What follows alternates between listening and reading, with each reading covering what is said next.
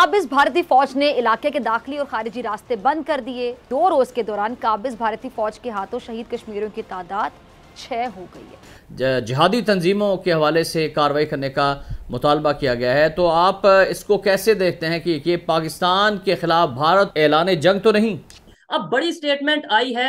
India के prime minister ने UAE का विजिट किया और वहां पे यूएई और इंडिया ने मिलकर एक स्टेटमेंट दी है, जहां पे इनडायरेक्टली पाकिस्तान को कहा गया है कि क्रॉस बॉर्डर टेररिज्म के ऊपर काम करें, इसको रोकें। इसके साथ आईएमएफ ने यह भी बताया कि पाकिस्तान का जो गैर मुल्की कर्जा है ये 13 अरब डॉलर्स के साथ रवां माली साल में 136 अरब डॉलर पर पहुंच जाएगा। अब यूएई की स्टेटमेंट आना कोई मजाक नहीं है। बिल्कुल, जिनसे पैसे लेकर आप लंदन और दुबई में प्रोजेक्ट चला रहे हैं, अब वो कह रहे हैं बस करो भी, हम बर्दाश्त नहीं करेंगे। और दूसरा मुल्क जो उनके साथ खड़ा होगा यूएई के साथ, वो सऊदी अरेबिया होगा। सवाल उठता है कि पाकिस्तान के बैरूनी कर्जे जिस सुपरसोनिक रफ्तार से बढ़ते जा रहे हैं, क्या पाकिस्तान की इकॉनमी और अवाम ये बोझ बर्दाश्त कर पाएंगे? और उन्होंने पाकिस्तान को कहा है कि आप लश्कर तैयबा, जैश ए मोहम्मद और इस टाइप के जो आपके वो हैं, क्या कहते हैं इनको, ऑर्गेनाइजेशंस, इनको कंट्रोल करें। मतलब अब तो मुस्लिम कंट्रीज भी हमें कहने लगे हैं कि भाई ये दहशतगर्दी के वो कंट्रोल करो। हेलो फ्रेंड्स, जय हिंद। हिंदुस्तान स्पेशल में आपका स्वागत है। दोस्तों, जम्मू कश्मीर में सेना को बड़ी सफलता हाथ लगी है। दरअसल जम्मू कश्मीर पुलिस और सेना ने संयुक्त अभियान चलाकर पुंछ में 2 आतंकियों को मार गिराया, जो कि सीमा पार करने की कोशिश कर रहे थे। इससे पहले पिछले महीने ही सुरक्षा बलों ने कुपवाड़ा में एनकाउंटर करते हुए 4 आतंकियों को मार गिराया था। जम्मू कश्मीर पुलिस और सेना ने इलाके में सर्च ऑपरेशन चलाया हुआ है। एक वीडियो में देखा जा सकता है कि पाकिस्तानी आतंकी घुसपैठ कर रहे हैं। वो एलओसी को पार करने की कोशिश कर रहे हैं, लेकिन हमारे सतर्क जवानों ने वहीं उनको जहन्नुम पहुंचा दिया। एक और इनकाउंटर में सुरक्षा बलों ने 4 आतंकियों को मार गिराया। मिली जानकारी के मुताबिक ये आतंकी पाकिस्तान की ओर से घुसपैठ के लिए भेजे गए थे और कश्मीर में किसी बड़ी घटना को अंजाम देने की फिराक में थे। सुरक्षा बलों ने मौके से भारी मात्रा में हथियार और गोला बारूद बरामद किए।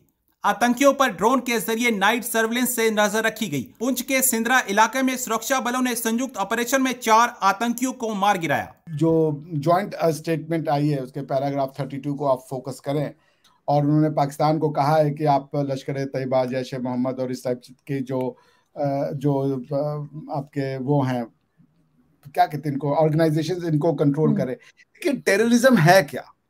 टेररिज्म को आपको समझना पड़ेगा। टेररिज्म का मतलब है कि एक इंसान जो है वो इतनी ज्यादा उसके अंदर नफरत भरी पड़ी है कि वो दूसरे किसी आइडियोलॉजी के मैनिफेस्टेशन को बर्दाश्त नहीं कर पाता, और वो चूंकि उसको बर्दाश्त नहीं कर पाता तो उसको वो वायलेंट रूप से मिटाना चाहता है या हटाना चाहता है। बिकॉज टेररिज्म का तो यूज तभी नॉर्मली होता है जब कोई वायलेंट एक्टिविटी हो। अगर वायलेंट एक्टिविटी नहीं हो तो फिर टेररिज्म नॉर्मली वर्ड यूज नहीं होता। जैसे हेटफुल स्पीच है, इसके लिए टेररिज्म टाइप के वर्ड यूज नहीं होते हैं।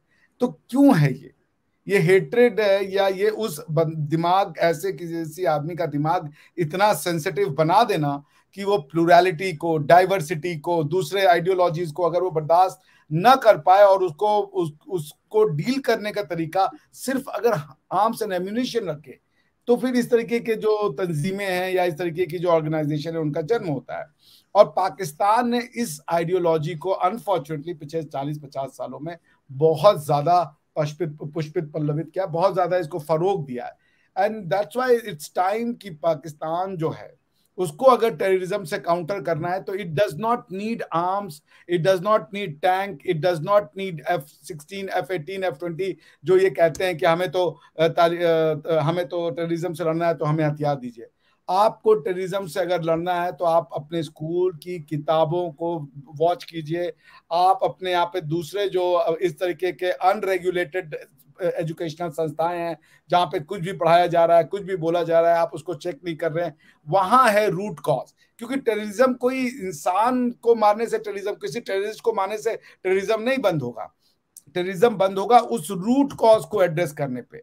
एक तरीका यह है कि रूट कॉज जहां से आ रही है वो एड्रेस करे, दूसरा ये है कि जो उससे अफेक्ट हो रहा है वो रूज करे। जैसे इंडिया टेररिज्म का विक्टिम है तो इंडिया के पास क्या तरीका है कि भाई फाइनेंशियल रिसोर्सेज को बंद कर दें, इंडिया के पास क्या तरीका है कि भाई जमीन मुहैया ना कराए।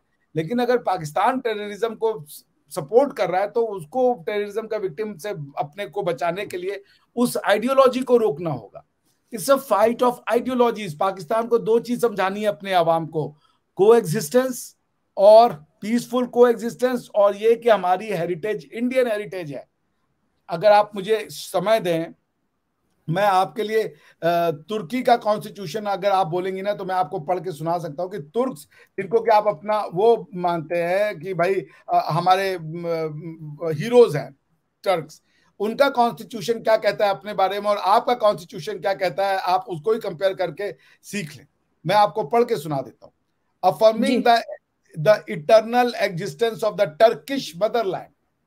टर्किश मदरलैंड, इस्लामिक मदरलैंड नहीं कह रहे, और इनके कॉन्स्टिट्यूशन का नाम भी रिपब्लिक ऑफ टर्की है। Affirming the eternal existence of the Turkish Motherland and nation and the indivisible unity of the sublime Turkish state. This constitution, in line with the concept of nationalism introduced by the founder of the Republic of Turkey, Ataturk, the immortal leader of the unrivaled hero, and his reforms and principles. अब आप देखिए वो क्या कह रहे हैं, वो nationalism की बात कर रहे हैं। हिंदुस्तान का जो मुसलमान है या पाकिस्तान का जो मुसलमान है वो उसको नेशनलिज्म पसंद नहीं आता। टर्की कह रहा है कि हम नेशनलिज्म की बात कर रहे हैं, टर्की कह रहा है कि हम एक टर्किश आइडेंटिटी है, वो नहीं कह रहा है कि हमारी इस्लामिक आइडेंटिटी या मुस्लिम आइडेंटिटी है। तो आप तुर्कों से ही सीख लें। अब अगर आप उसका दूसरा पैराग्राफ पढ़ें तो मैं आपको बता दूं कि वो इतना इंटरेस्टिंग बात लिख रहे हैं। उनके आप पहले देखिए उनके स्टेट का नाम क्या है। The state of Turkey is a republic. Article 2, the Republic of Turkey is a democratic, secular and social state governed by rule of law within the notions of public peace, national solidarity and justice, respecting human rights, blah blah blah. वो कह रहे हैं हम secular है, आप तुर्कियों को गले लगा रहे हो, कम से कम उनकी कॉन्स्टिट्यूशन सीख लो। क्यों? अगर आप कह रहे हो कि एक तुर्की एक इस्लामिक स्टेट होकर के डेवलप हो रहा है तो आप गलत कह रहे हो, क्योंकि तुर्की अपने आप को इस्लामिक स्टेट नहीं कह रहा है। तुर्की ओआईसी का मेंबर हो सकता है पर तुर्की अपने आप को इस्लामिक लैंड नहीं मानता। मैं जब सेंट्रल एशिया में था आरजू जी, हालांकि मैंने काफी समय यूरोप और जर्मनी में बिताया, लेकिन सेंट्रल एशिया में मैं 8-10 महीने रहा। वहां के लोग कहते हैं कि हमारी पॉपुलेशन, कजाकिस्तान का बता रहा हूं मैं आपको, कि हमारी पॉपुलेशन में 80% लोग इस्लामिक जरूर है, बट ये लैंड इस्लामिक नहीं है। It's a nomad people land, it's a Kazakh land, it's a Turkish land. आपके यहाँ पे वो इस्लाम को अपनाने के साथ उस जमीन का भी इस्लामीकरण कर देते हैं। हमें कोई दिक्कत नहीं है, आपका अकीदा जो है, आपको जिस पे आपको ईश्वर पर नहीं अल्लाह पे विश्वास है आप जाएं, लेकिन उस जमीन को जब आप चेंज करते हो, आप होली पे बैन लगा दोगे, आप अपनी भाषाओं पे बैन लगा दोगे, आप ये रिलीजन थोड़े हैं। तो आप तुर्कों से सीख लो कम से कम यार, आप जाकर के आप अरबों से सीख लो कम से कम। तो यही है, इसीलिए वो टेररिज्म इसीलिए आ रहा है। टेररिज्म का सिंपल मतलब है कि to cut India by 1000, to kill India by 1000 cuts, ये है टेररिज्म। कैसे देंगे वो 1000 कट?